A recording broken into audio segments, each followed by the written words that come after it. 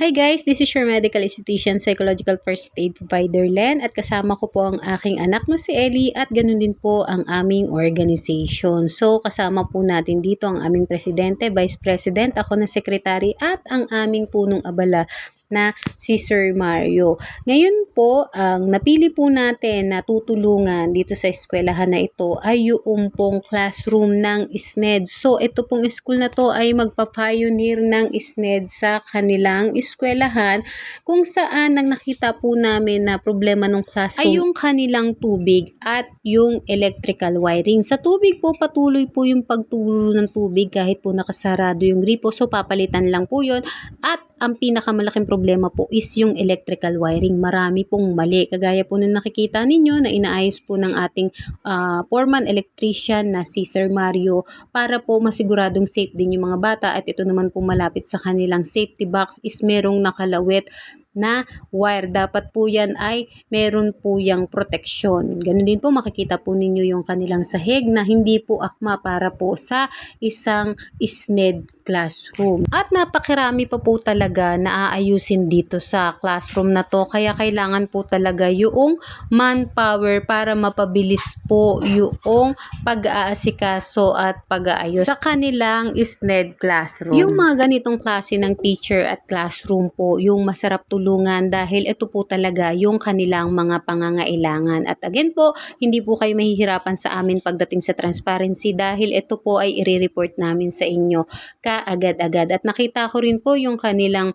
poso negro na naka-open lang. Brittle na yung kahoy at meron pong nakapatong na dalawang mabigat na bato. So anytime pwede po yan bumagsak at maging risk po para sa ating mga estudyante. Ganun po kasi dapat yung kanilang takip. At bukod po doon ay ipinagbigay, alam ko na din naman po yan sa kanilang Brigada Eskwela Coordinator at naniniwala ako na mabilis siyang aaksyonan ng ating butihing principal.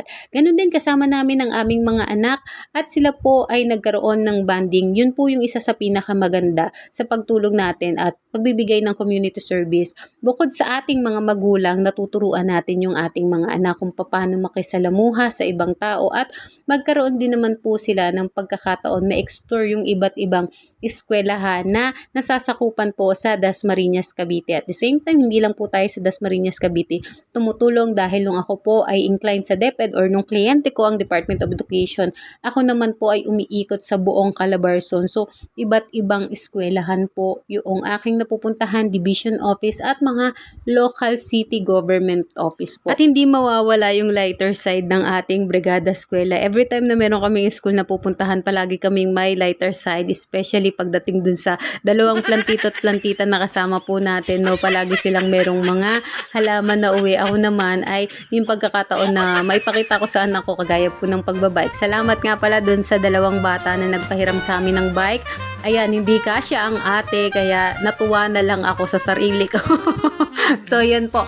At yun po ang isa sa pinakamaganda din kapag in-expose nga po natin yung mga bata sa community service. At ang nagturo na sa kanya dire-diretso ng pagbabike ay si Sir Mario. No? Nakakatuwa yung mga bata na nakikita natin na nag-explore talaga sila. Higit sa lahat, anuman at kanino man, maraming salamat sa Panginoong Hesus dahil ginagamit po niya tayo bilang pagpapala sa ibang tao. We are a channel of blessing to those people, school and community around us. No?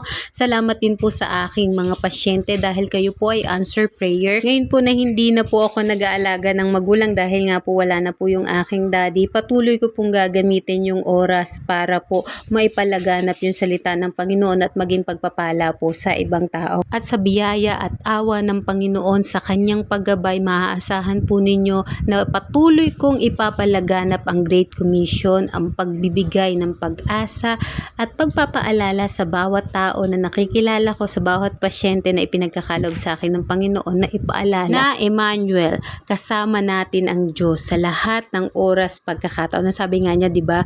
Hindi kita iiwan, hindi kita pababayaan. So patuloy din po ang aking advocacy na we have to help, support and protect all good teachers at all costs. We have experienced the worst, but still I believe na hindi po lahat ng teacher ay masama. Karamihan po sa kanila ay tahimik lang na nananalangin at nag-aantay ng tulong ng Panginoon. Kaya po sa mga magulang, kung nakikita po ninyo na maayos at mabait ang inyong teacher, subukan po ninyong tulungan, subukan po ninyong i-reach out, because marami pong teacher na hindi lang pong nagsasalita pero yan po ay nananalangin. Mas maganda po na tayo yung nasa posisyon na nagbibigay kaysa po tayo yung binibigyan. And I believe also na deserve din naman po ng mabubuting teacher yung tulong. So, kailangan lang naman ay sumunod tayo sa IRR ng Department of Education o yung tinatawag po nating Implementing Rules and Regulation para po masigurado din po natin na tayo ay magsasama-sama ng payapa, maayos at professional. Kaya po sana na-enjoy po ninyo yung ating video. Like, share, and follow. At ang susunod po natin na project ay ang Teacher's Day Beauty Treats. Magbibigay po ako ng pre-warts removal and carbon peel laser treatment. To schedule your school, send me a message or call sa number po na nandito. God bless everyone!